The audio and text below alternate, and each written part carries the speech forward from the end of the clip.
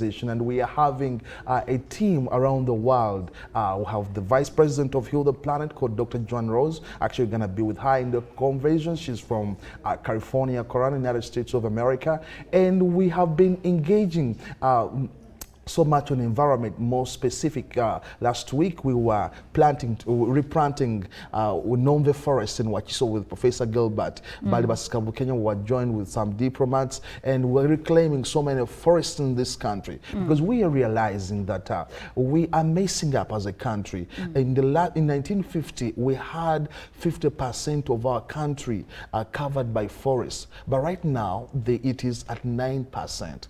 It implies that in the next 10 years, we will have no forests in this country. So we have come up with great programs to see that we do reforestation, we reclaim forests in this country. So those are some of the activities that we have been undertaking as Heal the Planet.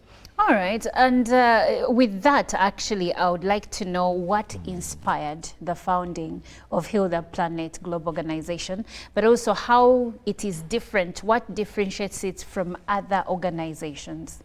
I got inspired about 10 years ago when I saw that the world is sick because most of the things that are happening, we are making our world sick. So we needed healing. We needed a healing of the environment, which is at stake. We needed healing of the people themselves because of the activities that we're doing every day.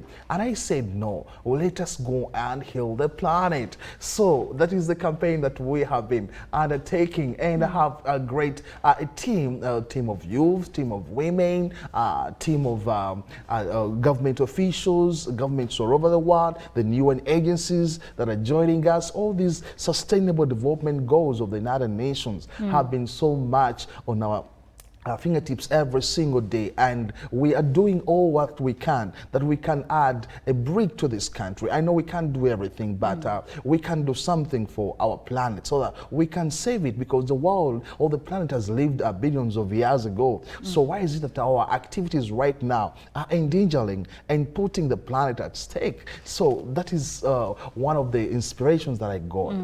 And that's pretty much a good inspiration, because as a Ugandan, when you drive through, let's say, Mabira Forest, it used to be one of the thickest forests in the country. Absolutely. And now you can literally see through when you are on the main road. So I hear where you're coming from, and that is a good vision. Do you have any success stories in that regard? Yes, we have very many success stories. Like, for instance, now we have started a campaign of putting signposts of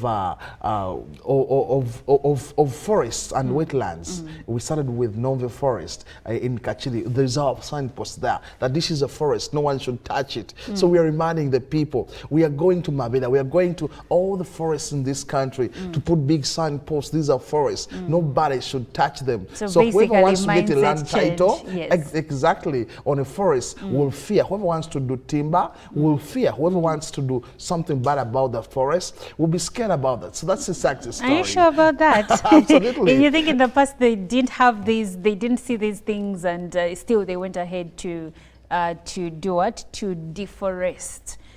For lack of a better word. Yeah, I think that they've not seen that, probably. If they see if you see something that says this is danger, maybe you will be scared to get it. But if you don't know, then you will just go and clear the forest. And we've also had our success stories. Every year we've been organizing conferences that are aiming at peace. We had the Senior Citizens Convention, so a program that we had, and it was successful at the Twin Towers. We hosted so many senior citizens. We've also had those of business community. We've had those of pastors, including that of Dr. Michelle, who are coming. So these are some of the things that we are proud of doing. So we are doing a contribution partnership with our governments around the world. And we've been at the UN so many times, tabling these issues of global concern. We've written papers about so many issues, things that we are researching about at the United Nations. We are proud of that.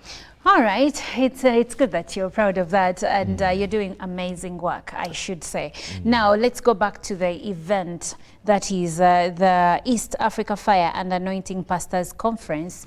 When is it taking place? Where is the venue, and is there a fee if I want to attend it? Okay, so the second East Africa Fire and Anointing Pastors Conference is happening this Monday, 16th and Tuesday 17th September 2024. We're just going to begin with a medical camp in Katwe Ghetto. Dr. Michelle CORRAL and her team, Dr. John Rose and so many others, they're going to be conducting a medical camp and a feeding program first in the Katwe slum, and then afterwards the conference is going to start at 2 p.m. and finish at 7 p.m. and then the following day it will also start at 8 and then it's going to finish at 7. So we have, it's going to be at Nsambia Sharing Hall, and we are expecting His Excellency the President of Uganda and Mama Janet, the First Lady of Uganda,